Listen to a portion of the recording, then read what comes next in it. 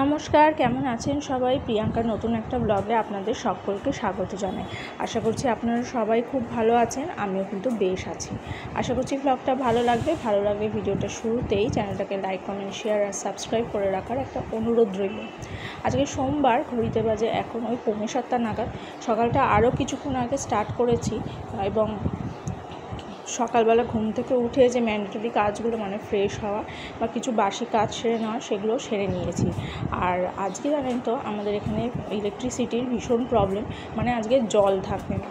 তবে জল থাকবে না, কিন্তু আমি এর আগেই একটা কাজ করে ফেলেছি। সেটা কি, সেটা ক্রমশ প্রকাশ্য। তারপরে শুনলাম যে জল থাকবে না, কারণ গতকালকে রাত্রে আমাদের বেশ একটু মানে লোডশেডিংয়ের সমস্যা হয়েছে। তার জন্য সকাল থেকে পাম্পে জল উঠছে না। কিন্তু অলরেডি আমি যে কাজটি করে ফেলেছি তাতে কিন্তু আমার বেশ একটা মানে রিপেন্টই হচ্ছে যে কেন কাজটা করে ফেললাম, কাজটা কালকে করলেই হতো। তো আর এদিকে সকালবেলা ঘুম থেকে উঠে কিছুক্ষণ বাদেই বুঝতে পারলাম হয়তো আমাদের কাজের দিদি আসবেন না। তাই আর কি ঘরগুলো আগে ঝাড় দিয়ে নিয়েছি। তারপরে এদিকে সবাই ঘুম থেকে উঠে গেছে। উঠে যাওয়ার পরে বিছানাপাতি পরিষ্কার করে তারপরে কিন্তু এই ঘরের চাদরটা তুলে ফেলে তারপরে ভিজিয়েও ফেলেছি। এবং যেটা বলছিলাম, এই ভিজিয়ে ফেলার পরে কিন্তু আমি জানলাম যে জলটা আজকে আসবে না, মানে পাম্পে জল তোলা যাচ্ছে না। তা ভিজিয়ে যেহেতু ফেলেছি, অগত্যা কাচতেই হবে, নইলে কিন্তু জলে ভিজে চাদরটা আমার নষ্ট হয়ে যেতে পারতো। তাই আর কি অগত্যা কাচতেই হলো।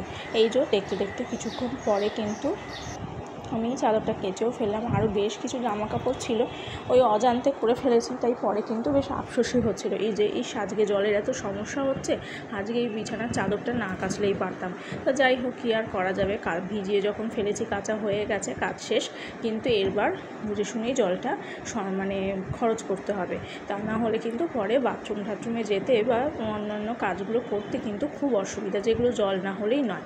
তারপরে তো সারাদিনের খাওয়া দাওয়া, রান্না এসব আছেই। তবে সকালে ভাবছি আজকে স্নানটা সবাই মিলে সেরে নেব। তাহলে অন্তত যেটুকু মানে জল থাকতে মানে পাম্পে যেটুকু জল আছে সেটুকু থাকতে অন্তত এই জরুরি কাজটা হয়ে যাবে। তাহলে আর কোনো চিন্তা থাকবে না। তবে বাইরে কিন্তু বেশ গরম এবং রোদটাও আজকে বেশ চড়া। তাহলে ভাবুন তো, যে কাল থেকে আমাদের এখানে ইলেকট্রিসিটির প্রবলেম হচ্ছে, আর সেই সঙ্গে এই ভেজায় গরম। আজকে যে প্রিয়াংশ বাবাজির কী হবে সে আর মানে কি বলবো। তো যাই হোক, আমাদেরও কিন্তু বেশ অসুবিধা হচ্ছে, কারণ হিউমিডিটি প্রচণ্ড বেশি, ফলে ঘরমাক্ত হয়ে গেলে যেটা আর কি হয়, প্রচণ্ড অসুবিধা হয়।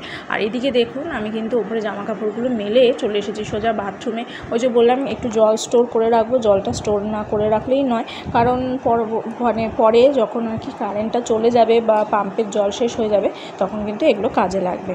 তারপরে জল ঠল ভরে সোজা চলে এসেছি কিচেনে। এসেই আগে একটুখানি চাল ভিজিয়ে নিয়েছি। তারপরে এই দুধ বিস্কিটটা দিয়ে দিচ্ছি। যে প্রিয়াংশের সেদিনকে যে দিদিকে দেখিয়েছিলাম, ও হচ্ছে ওর পিসির মেয়ে, তো ও ছিল।